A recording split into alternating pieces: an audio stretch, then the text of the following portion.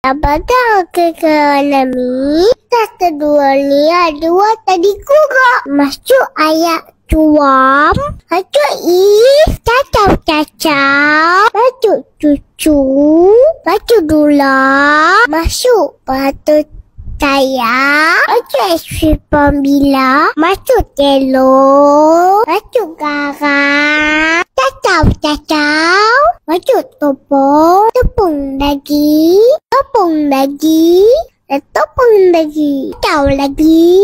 Oli dona kangan. Lepas tu parap. Wow, dah tambang. Tutup wangi. Jom kita tanai. Tanai tapan lipis. Ibu kolong potong. Lipis macam ni ya. Ibu kolong goreng. Adik tak boleh goreng. Bahaya. Wah, nantinya. Macam ni rupanya. Macam yang tidak sih. Ada macam banyak kangen. Tak boleh pula. Dah siap. Sudah.